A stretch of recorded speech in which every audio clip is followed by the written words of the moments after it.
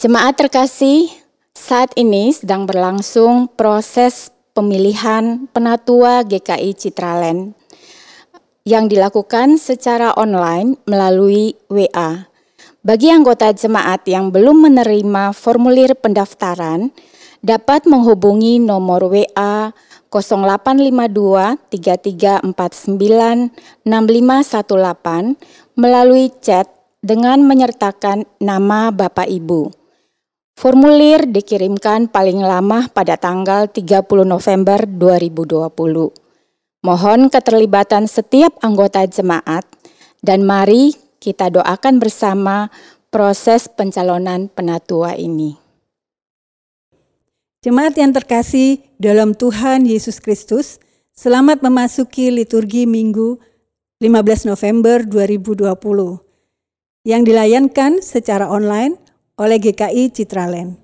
Ibadah ini akan dipimpin oleh Pendeta Samuel Ismayanto dengan tema Hamba yang Dipercaya. Mari kita bersaat teduh sejenak.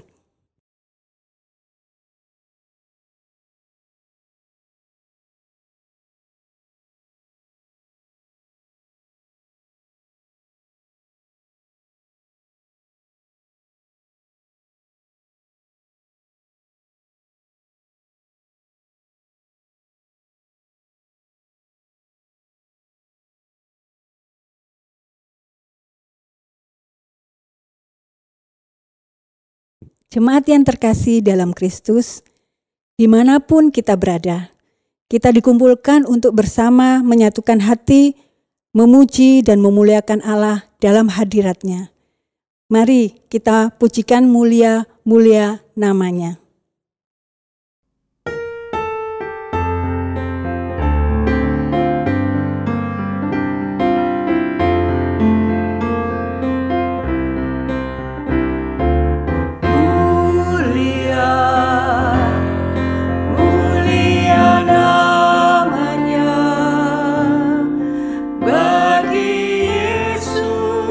Kemuliaan puji sembah, mulia kekuasaannya, memberi berkat bagi jemaat, bersyukurlah.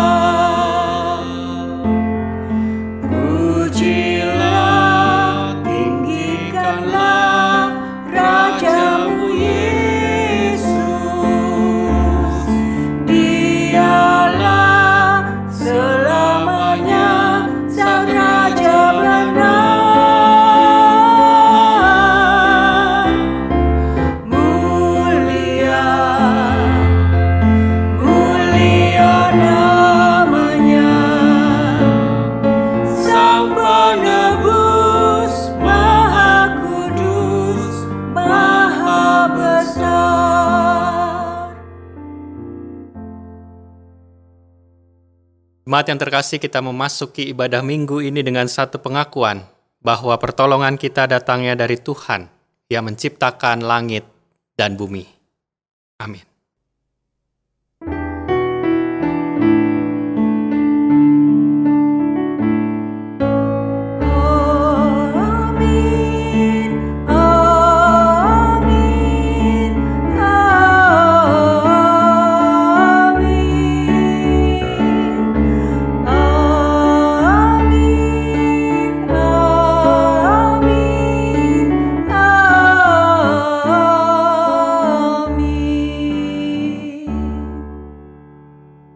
Damai Kristus besertamu. Dan besertamu juga. Jemaat yang terkasih, saat ini kita akan memasuki tema hamba yang dipercaya. Kita akan belajar dari perumpamaan tentang talenta. Sebagaimana yang Yesus katakan sendiri di dalam perumpamaan, saya bacakan di dalam Matius 25 ayat yang ke-21. Maka kata tuannya itu kepadanya, baik sekali perbuatanmu itu, hai hambaku yang baik dan setia. Engkau telah setia dalam perkara kecil, aku akan memberikan kepadamu tanggung jawab dalam perkara yang besar. Masuklah dan turutlah dalam kebahagiaan Tuhanmu. Mari kita memasuki kehadiran Tuhan, dan kita nyanyikan Tuhan Allah hadir.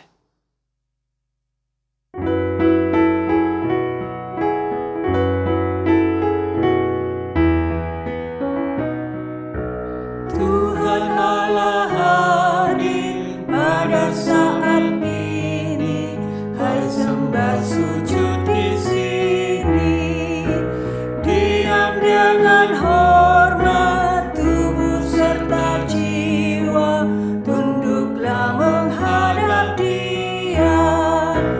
Marilah umatnya, hatimu serahkan dalam kerendahan.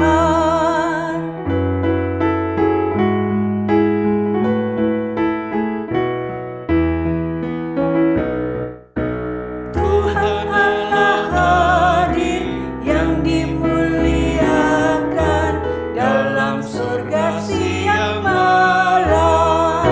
Suci, suci, suci untuk selamanya, dinyanyikan malak sorga. Ya Allah, terimalah pujian jemaat beserta malaikat.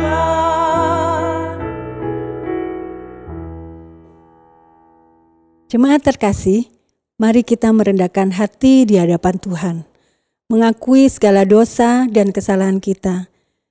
Jemaat diberi kesempatan berdoa secara pribadi.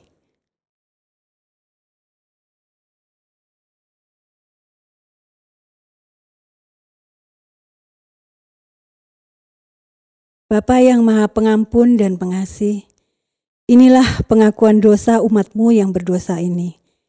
Ajar kami untuk lebih dekat kepadamu, dan pimpin kami dalam keseharian kami. Dalam Kristus kami memohon pengampunan. Amin.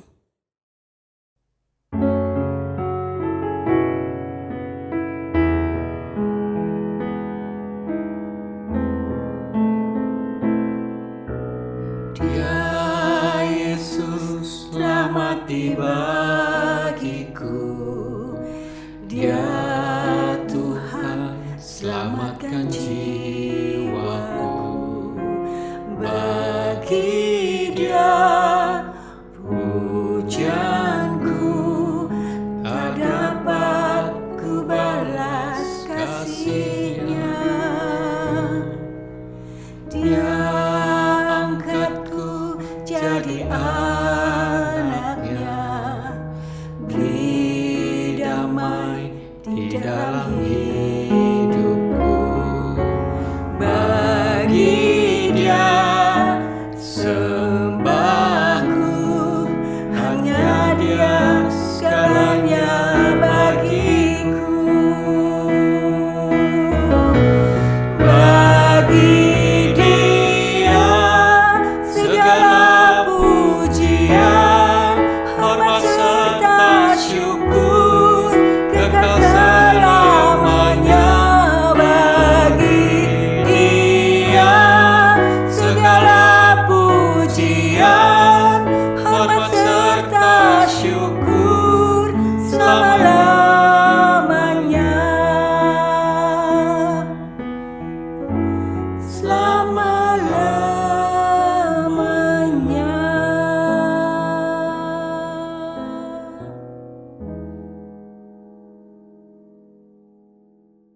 Bagi kita sekalian yang sudah diampuni dosanya, anugerah Tuhan nyata di dalam kehidupan kita.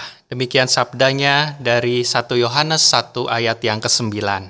Jika kita mengaku dosa kita, maka Ia adalah setia dan adil, sehingga Ia akan mengampuni segala dosa kita dan menyucikan kita dari segala kejahatan. Demikianlah berita anugerah dari Tuhan. Syukur kepada Allah.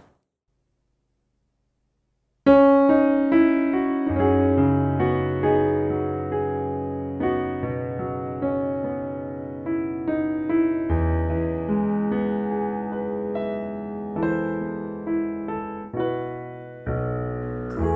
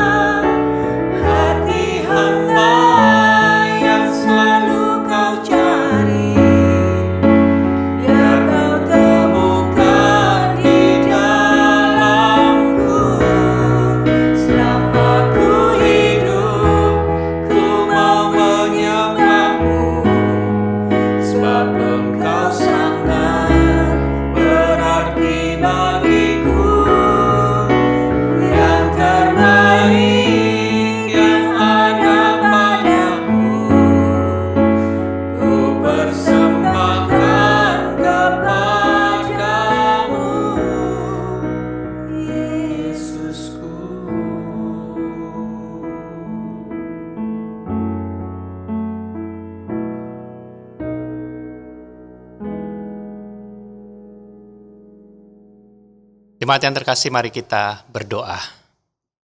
Bapa di surga, Bapa yang baik, kiranya hikmat Tuhan mengajar kami lewat firman Tuhan untuk kami hadir sebagai hamba-hamba yang layak dipercaya, menerima tanggung jawab yang daripada Tuhan bagi kehidupan kami, bagi kehidupan banyak orang, bagi dunia ini. Untuk itu kami yakin dan percaya Roh Kudus Tuhan memampukan kami menjadi pendengar dan pelaku-pelaku firman Tuhan. Dalam Kristus kami berdoa. Amin.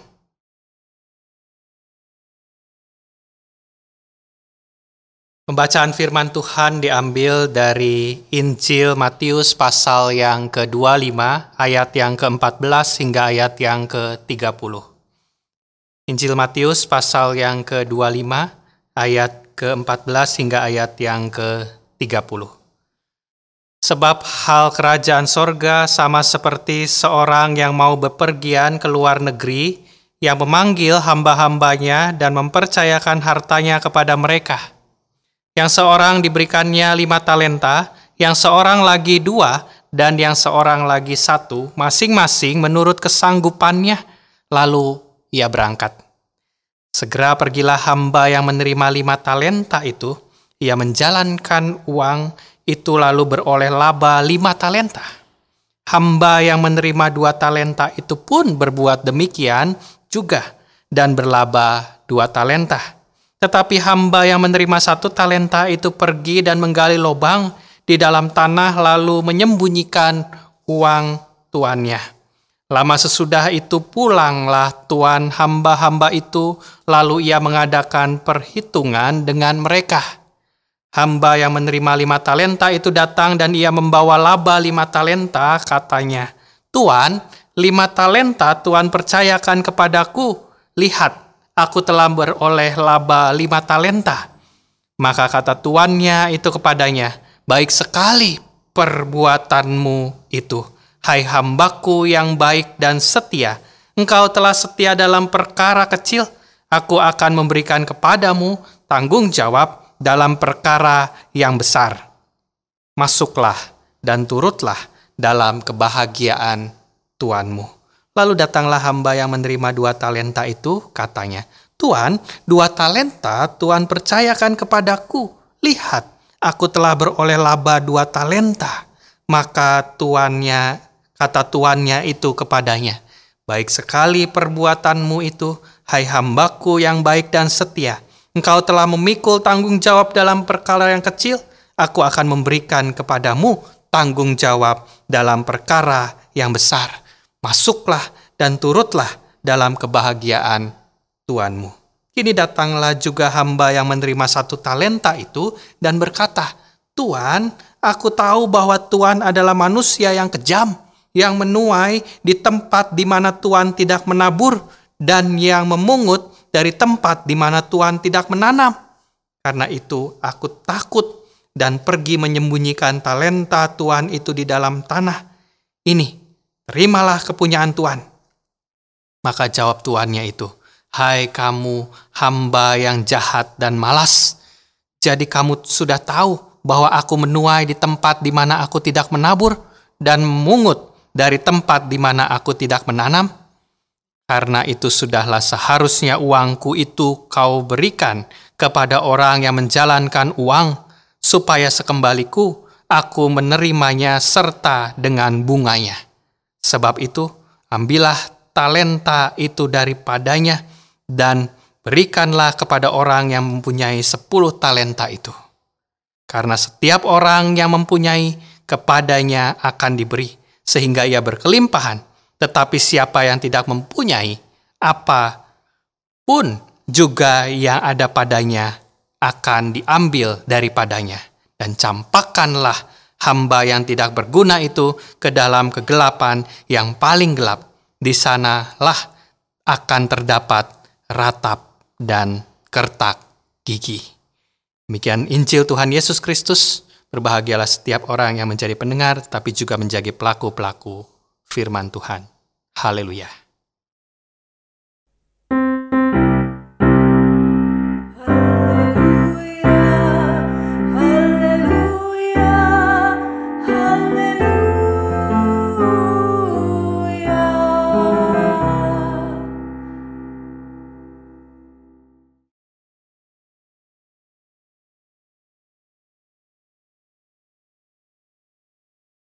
Jemaat yang terkasih, perumpamaan tentang talenta ini menarik karena perumpamaan ini adalah perumpamaan yang paling panjang dicatat di dalam Injil.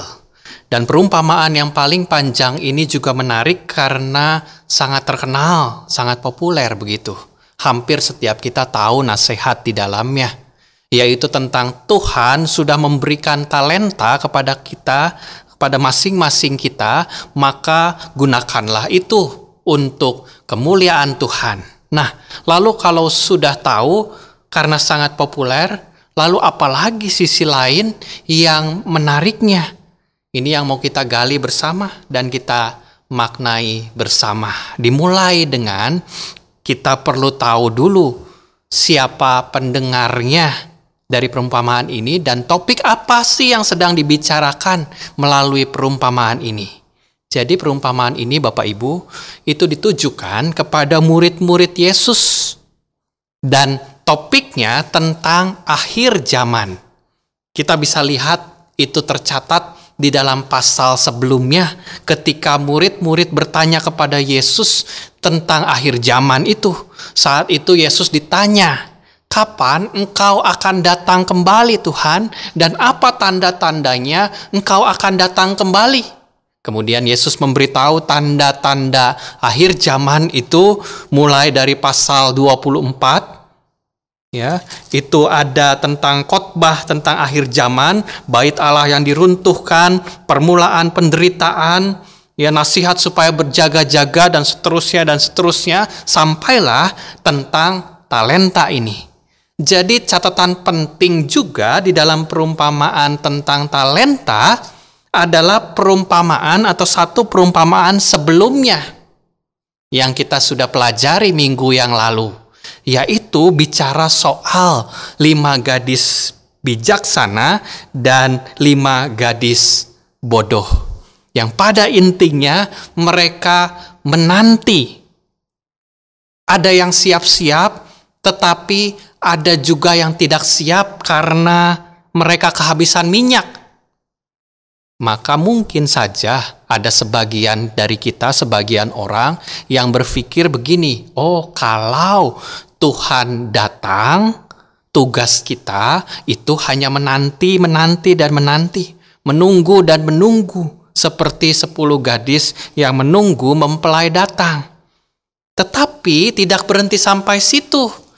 Ternyata dilanjutkan dengan perumpamaan tentang talenta yang mengajarkan sesuatu hal yang berbeda. Bukan hanya ketika Yesus datang kedua kalinya, tugas kita bukan hanya menanti dan menunggu berdiam diri sampai ada yang kehabisan minyak, tapi kita harus melakukan banyak hal. Kita harus bekerja sampai Tuhan kita kembali. Dan inilah yang menjadikan perumpamaan talenta ini perumpamaan yang menarik dan menjadi penting. Karena mengajarkan bahwa menantikan kedatangan Tuhan bukan hanya menanti dengan pasif, tapi dilakukan secara aktif. Ya, di dalam menanti-nantikan kedatangan Tuhan di akhir zaman, mungkin kita pernah mendengar ada banyak sekte-sekte yang begitu menekankan tentang kedatangan Tuhan, bahwa Yesus segera datang, dia segera menjemput kita. Kemudian dari sekte itu pemimpin-pemimpinnya menyuruh pengikut-pengikutnya untuk keluar dari kerjaan, dari sekolah mereka, pendidikan mereka, dan menjual semua harta benda mereka. Mereka diminta berkumpul di satu tempat, menantikan kedatangan Tuhan Yesus, dan yang datang akhirnya polisi. Jadi bukan hanya pasif menanti, berdoa, kita menggelar karpet merah buat Tuhan Yesus datang, bukan itu yang Tuhan mau. Yang Tuhan mau adalah kita menggunakan talenta yang Tuhan sudah percayakan kepada kita. Nah, setelah hal mendasar ini kita ketahui, sekarang kita masuk di dalam perumpamaan talenta ini. Dimulai dengan seorang tuan yang mempercayakan.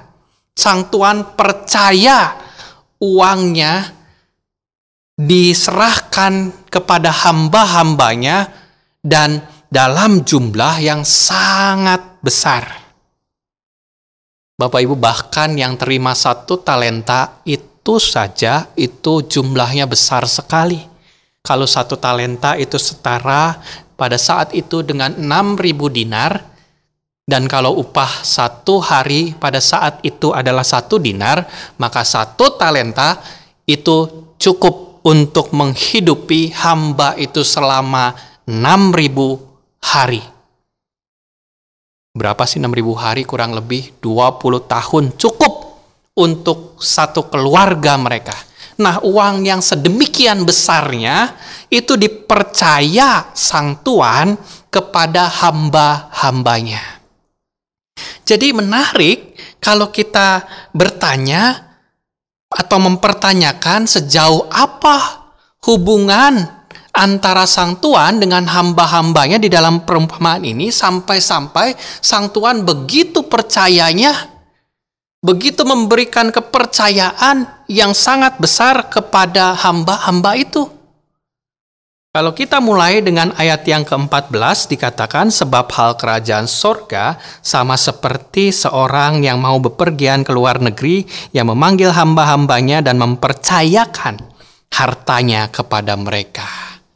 Kalau kita baca di situ ayat 14 tadi, menarik Bapak Ibu kalau kita lihat versi lain, misalnya versi King James Version, yang dikatakan bukan cuma memanggil hamba-hambanya dan mempercayakan harta miliknya, tapi ada tambahan memanggil hamba-hambanya sendiri. Dalam bahasa Inggris, his own servant, bukan his servant. Artinya apa? Artinya bukan cuma hamba-hambanya, tapi hamba-hambanya sendiri.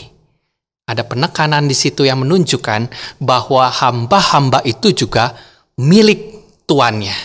Jadi bukan cuma harta benda yang dipercaya kepada mereka yang adalah milik tuannya, tapi juga hamba-hamba itu sendiri adalah milik kepunyaan tuannya. Mengapa menarik lagi? Karena tuannya ini kan bepergian jauh dan lama sesudah itu baru kembali, diceritakan begitu. Jadi walaupun tuannya bepergian jauh dan lama sekali, tapi satu fakta yang tidak pernah berubah, yaitu hambanya itu tetap menjadi milik tuannya. Begitu pula dengan kita. Kita perlu ingat, bukan cuma harta kita yang menjadi titipan Tuhan yang adalah milik Allah. Bukan cuma apa yang kita miliki saja yang menjadi milik Allah. Tetapi diri kita sendiri sepenuhnya adalah milik Allah.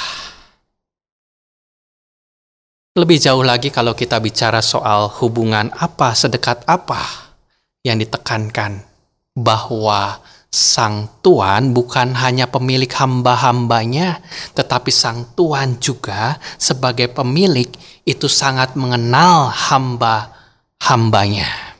Kita lanjutkan di ayat 15. Yang seorang diberikan 5, yang seorang lagi 2, seorang lagi 1, masing-masing menurut kesanggupannya, dan berangkatlah ia. Tadi sudah disampaikan, walaupun yang 1 talenta itu tetap banyak, tetap besar. Nah, untuk mempercayakan uang segitu banyaknya, maka sang tuan pasti mengenal betul hamba-hambanya. Bahkan kalau kita mau jujur, hamba yang mendapat 1 talenta itu tidak buruk-buruk amat kok. Nggak jahat kok. Kalau dia tidak suka dengan tuannya, dia menerima 1 talenta atau jumlah besar, dia bisa saja kabur, melarikan diri, bawa harta tuannya. Tapi ternyata tidak kan? Ternyata dia tidak kabur, dia nggak nakalan kok. Malah justru dia mengamankan harta tuannya itu di tempat yang paling aman. Yaitu dia gali lubang dan dikuburnya talenta itu. Supaya tidak diambil pencuri. Dia tidak mau berusaha, betul, tidak mau berdagang, mengusahakan uang itu, tapi dia juga tidak mau kehilangan uang tuannya, maka diamankannya di dalam tanah itu cara paling aman. Tetap ada maksud baik dari yang menerima 1 talenta. Jadi intinya berarti sang tuan itu sangat mengenal hamba-hambanya, sehingga dia percaya dan mempercayakan bahwa hamba-hambanya tidak akan membawa lari atau menyalahgunakan harta kepunyaannya. Lalu mengapa berbeda-beda diberikannya? Alkitab mencatat karena tuannya mengenal kemampuan dari masing-masing hambanya. Dan tentunya kita juga tidak boleh iri dengan talenta yang Tuhan berikan kepada orang lain. Karena Tuhan mengenal kita lebih baik daripada kita mengenal diri kita sendiri. Jadi hubungan atau relasi Tuhan dengan kita hamba-hambanya yang perlu diingat. Yang pertama, Tuhan adalah pemilik, bukan hanya harta kita, tetapi pemilik kita, pemilik kehidupan kita. Kedua, Tuhan mengenal kita jauh lebih baik dari kita mengenal diri kita sendiri. Sehingga Dia memberi menurut kesanggupan kita. Dan yang ketiga, kita sebagai hamba yang bertanggung jawab kepada Tuhan, maka Sang Tuan meminta pertanggungjawaban kita sebagai hamba-hambanya. Di ayat 19, dikatakan, lama sesudah itu pulanglah tuan hamba-hamba itu lalu mengadakan perhitungan dengan mereka. Tuhan akan datang dan meminta pertanggungjawaban kita. Apa yang sudah kita lakukan dengan apa yang Dia percayakan kepada kita di dunia ini. Untuk itu kita perlu tahu apa yang diharapkan Sang Tuan, apa yang diharapkan Tuhan dari kita hamba-hambanya. Melalui perumpamaan talenta. Yang pertama dikatakan di ayat yang ke-16. Segera pergilah hamba yang menerima 5 talenta itu. Ya, itu artinya dikatakan di ayat yang ke-16. Dengan segera atau kesegeraan.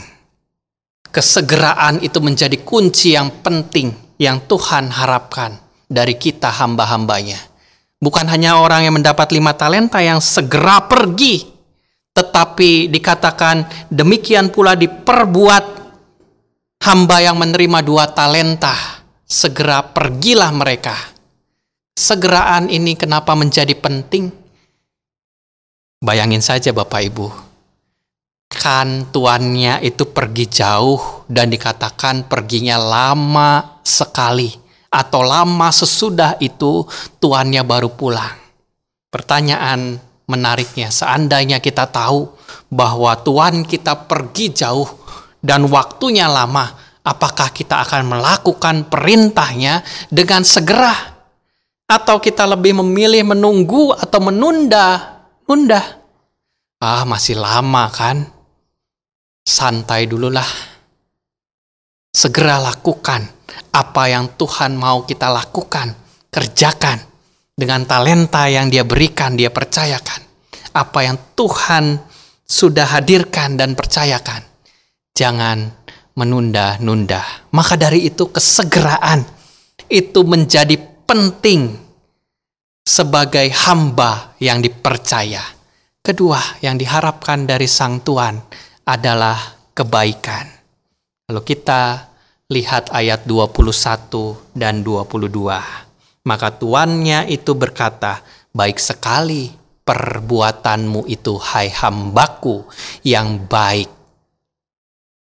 Tapi bandingkan dengan hamba yang ketiga, Sang Tuan mengatakan, hai kamu hamba yang jahat. Kontrasnya baik, jahat.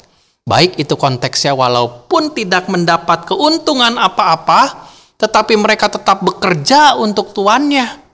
Tetapi hamba yang menerima 1 talenta tidak mau. Karena apa? Di ayat 24 dan seterusnya Bapak Ibu bisa baca.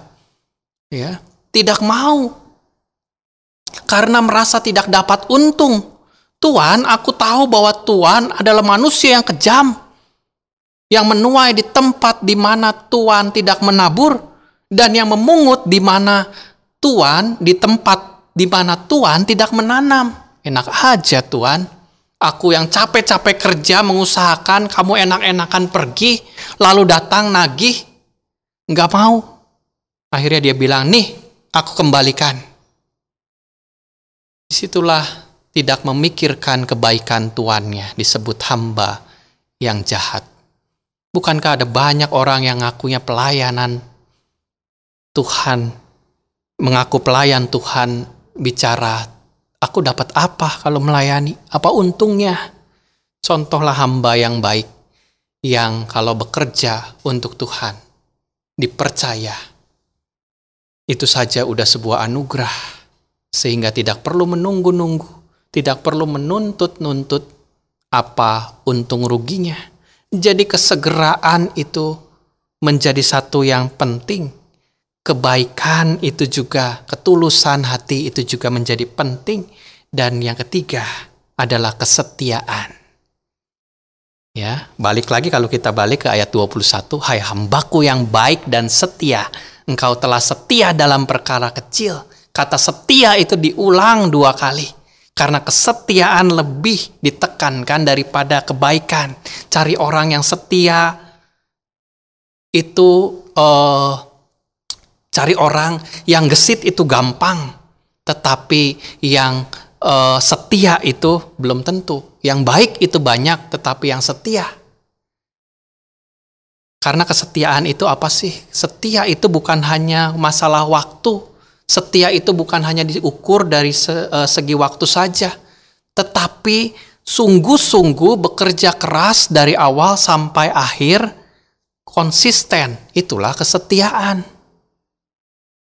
Orang yang setia hanya dari sisi waktu saja ada banyak. Ya, ada orang yang udah nggak betah, tetapi tetap bertahan di dalam kantornya, di dalam kerjaannya. Akhirnya kerjaannya ogah-ogahan, berantakan, cuma mau gajinya aja. Terus bilang, saya setia loh. Bukan itu. Setia itu tetap komit di dalam pelayanan, dalam keadaan apapun. Menunjukkan kesungguhan, kerja keras, konsisten, tidak maju mundur di dalam pelayanan, itulah setia. Jadi, melalui perumpamaan talenta ini yakinlah, kita ini milik kepunyaannya. Dia mengenal kita lebih baik daripada kita mengenal diri kita sendiri.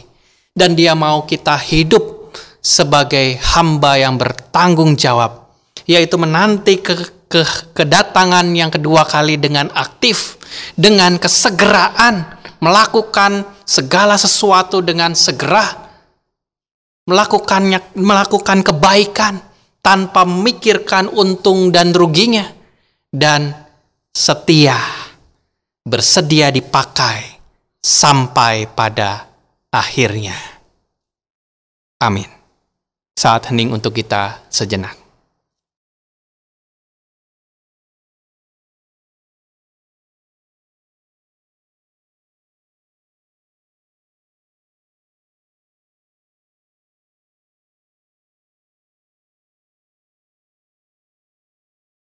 Marilah kita bersama dengan umat Allah di masa lalu, masa kini, dan di masa depan dengan mengingat pengakuan iman pada baptisan kita menurut pengakuan iman rasuli. Aku percaya kepada Allah Bapa yang Maha Kuasa, Khalik langit dan bumi, dan kepada Yesus Kristus, anaknya yang tunggal Tuhan kita, yang dikandung daripada Roh Kudus, lahir dari anak darah Maria, yang menderita sengsara di bawah pemerintahan Pontius Pilatus, disalibkan, mati dan dikuburkan, turun ke dalam kerajaan maut. Pada hari yang ketiga, bangkit pula dari antara orang mati, naik ke surga, duduk di sebelah kanan Allah, Bapa yang Maha Kuasa, dan dari sana ia akan datang untuk menghakimi orang yang hidup dan yang mati. Aku percaya kepada Roh Kudus, gereja yang kudus dan am, persekutuan orang kudus, pengampunan dosa, kebangkitan orang mati, dan hidup yang kekal. Mari kita menaikkan syafaat kita. Bapa di surga, Bapa yang baik, kami mengucap syukur ketika kami sebagai hamba-hamba yang Tuhan percaya karena Tuhan adalah pemilik kehidupan kami, setiap kami. Ajar kami ya Tuhan untuk menanti Tuhan dengan bekerja, mengembangkan setiap talenta yang Tuhan percayakan untuk kami kelola, untuk kebaikan banyak orang, dunia ini, dan lingkungan sekitar kami. Kami berdoa ya Tuhan, terkhusus bagi jemaat-Mu yang sakit, lemah tubuh, atau di dalam usia senja mereka, tengah-tengah segala keterbatasan mereka, ataupun pergumulan persoalan mereka, kiranya anugerah Tuhan nyata di dalam kehidupan mereka, sehingga mereka boleh tetap setia di dalam perkara-perkara yang Tuhan hadirkan, izinkan terjadi di dalam kehidupannya, dan Tuhan akan mempercayakan juga mereka perkara-perkara yang lebih besar lagi. Dan kiranya ketika mereka boleh Engkau dapati setia, mereka juga boleh turut ikut di dalam kebahagiaan Tuhan dan Juru Selamat kami. Kami berdoa ya Tuhan juga buat gereja-Mu dengan segala program-program yang dijalankan di dalam masa pandemi ini. Kami berdoa untuk persiapan Natal dan Tahun Baru. Kiranya kami, para pelayan-pelayan Tuhan, diberikan hikmat untuk menghadirkan sukacita Natal, merayakan kelahiran-Mu, dan menanti-nantikan terus kedatangan-Mu yang kedua dengan penuh pengharapan, dengan berjaga-jaga dan tetap bekerja dan berusaha. Kiranya hikmat Tuhan hadir di dalam setiap panitia Natal dan Tahun Baru, dan juga panitia pencalonan penatua periode 2021-2024. Kiranya segala proses online pencalonan penatua ini boleh berjalan dengan lancar, dan setiap jemaat boleh terlibat dalam proses ini, mengusulkan nama-nama jemaat-Mu, dan juga siapapun yang Tuhan panggil, Tuhan pilih, kiranya juga boleh memperlengkapi tugas dan pelayanan gereja-Mu di tempat ini. Begitu juga dengan perizinan tanah di Bukit Bali, kiranya setiap proses yang kami yakin Tuhan hadir di dalamnya, membuat setiap orang-orang yang hadir di dalamnya, kiranya Tuhan yang tilik mereka satu persatu. Dan biarlah di dalam waktu Tuhan, kami boleh mendapat perizinan tanah di Bukit Bali untuk gereja-Mu. Kami berdoa buat bangsa dan negara kami, khususnya kota kami, di dalam masa-masa persiapan pemilihan umum kepala daerah. Kiranya siapapun juga yang terpilih, hikmat Tuhan hadir melalui setiap pemimpin-pemimpin yang dipercaya untuk mereka mengembangkan talenta yang Tuhan sudah percayakan dengan bertanggung jawab. Inilah doa dan permohonan kami yang kami panjatkan hanya di dalam nama Tuhan kami, Yesus Kristus. Amin. Tiba saatnya kita memberi persembahan sebagai wujud syukur kita atas pemeliharaan Tuhan. Persembahan dapat ditransfer ke rekening GKI Citraland atau melalui QR Code. Mari memberi dengan sukacita sambil mengingat sabdanya dalam 2 Korintus 9 ayat 7. Hendaklah masing-masing memberikan menurut kerelaan hatinya. Jangan dengan sedih hati atau dengan paksaan. Sebab Allah mengasihi orang yang memberi dengan sukacita.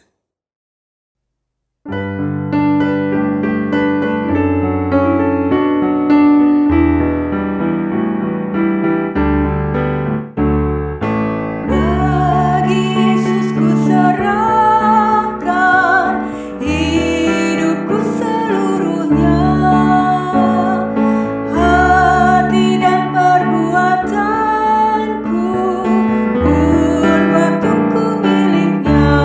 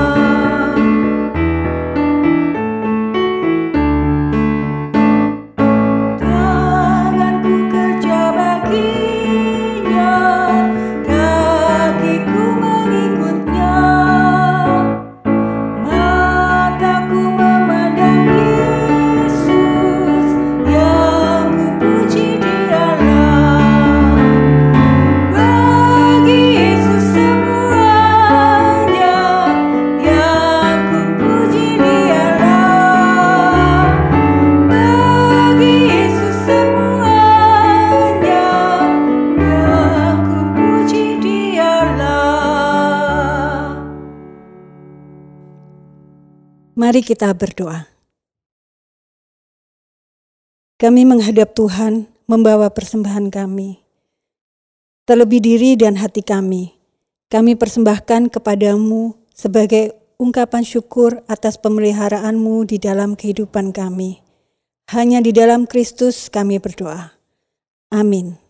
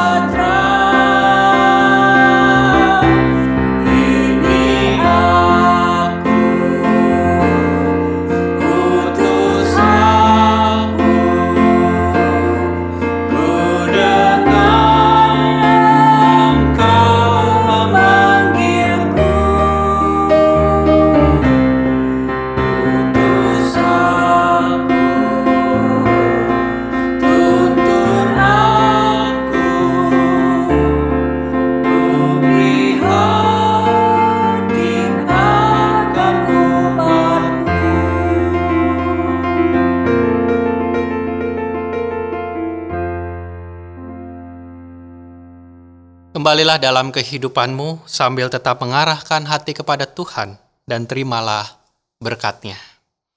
Tuhanlah penjagamu, Tuhanlah naunganmu di sebelah tangan kananmu.